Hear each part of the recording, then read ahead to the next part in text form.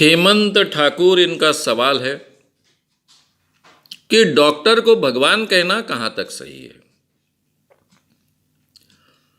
देखिए, अपनी अपनी भाषा होती है, अपनी अपनी भाषा में हम अपने आप को व्यक्त करते हैं। इंसान को बचाने का काम ईश्वर करता है, भगवान करता है। जन्म मृत्यु ईश्वर के हाथ में होता है। यह हमारी आम इंसान की मान्यता होती है। और फिर हमारे जीवन में हम देखते हैं कि मरते हुए इंसान को डॉक्टर ने बचा लिया। हम जब देखते हैं कि हम इसको अगर डॉक्टरी ट्रीटमेंट अभी नहीं मिली होती तो ये 100% मरा होता। तो फिर अनायास से इस ढंग के संस्कारों में जो पला बड़ा व्यक्ति है उसके मन में आता है कि ये तो ईश्वर है, भगवान है, भगवान ही डॉक्टर बनकर आए हैं इसलिए वो बचा पाए। हालांकि ये डॉक्टर कोई भगवान बनकर नहीं आता है। ये डॉक्टर अगर भगवान बनकर आता तो इतने लोगों की जान ही नहीं बचा पाता, क्योंकि वो छोड़ देता भगवान भरोसे। कुछ उपचार करने की आवश्यकता ही नहीं होती। और ये उपचार की प्रक्रिया दिन ब दिन इतनी सटीक, इतनी इंप्रूव, इतनी विकसित भी नहीं होती। छोटी मोटी चीज़ों से जान जाना हम रोक पाते हैं आज के ज़माने में। इसीलिए हमारी आयु, जब हमें देश की स्वतंत्रता प्राप्त हुई थी तब 38 के आसपास थी, यानी औसतन आयु। अब औसतन आयु भारतीय लोगों की 69 तक पहुंच चुकी है। तो ये आयु हमारी बढ़ी है, इसके पीछे तो सबसे बड़ा योगदान मेडिकल साइंस का है। तो मेडिकल साइंस का वो व्यक्ति जो डॉक्टर होता है वो अपने आप को भगवान नहीं समझता है, आम इंसान समझता है, अभ्यास करता है, अनुभव से सीखता है, दूसरों के अनुभवों का अभ्यास कर कर अपना ज्ञान बढ़ाता है और इसलिए कई लोगों की जान बचा पाता है। अब जान बचा पाता है यानी किसी को अमर नहीं कर सकता। जो जो जन्म लेता है वो मरता है, लेकिन जहाँ तक हो सके हम अपनी ज़िंदगी बढ़ाते हैं।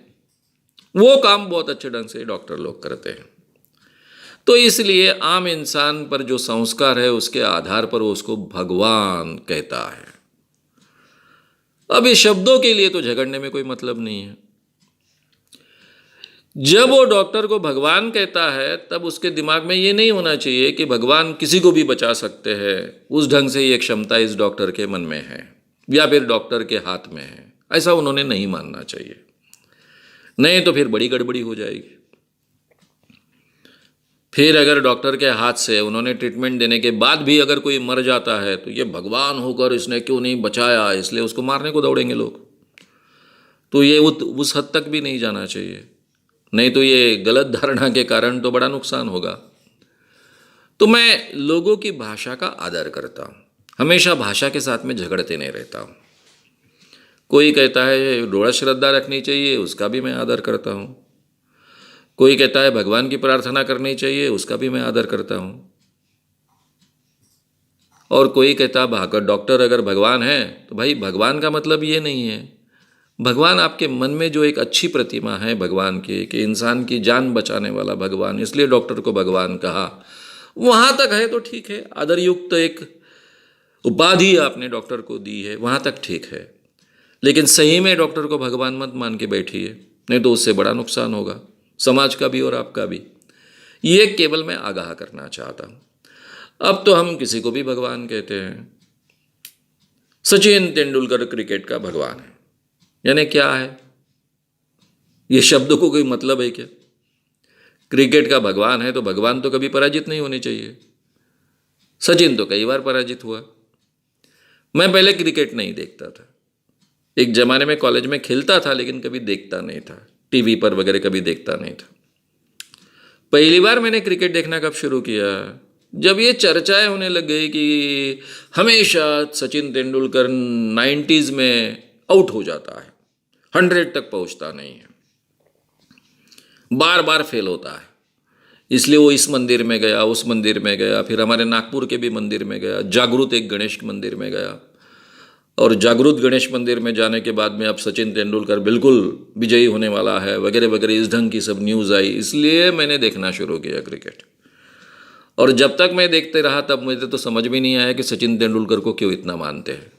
वो बहुत कम रनों पे आउट होता गया, ऐसा लगातार हुआ। उसका शायद वो बैड फेज था और उसके गुड फेज में मैंने कभी देखी नहीं उसकी बैटिंग। फिर भी सचिन तेंदुलकर को भगवान लोग मानते हैं। इतना फेल बीच बीच में होने वाला, कभी कभी सक्सेस होने वाला व्यक्ति भगवान क्यों मानते हैं?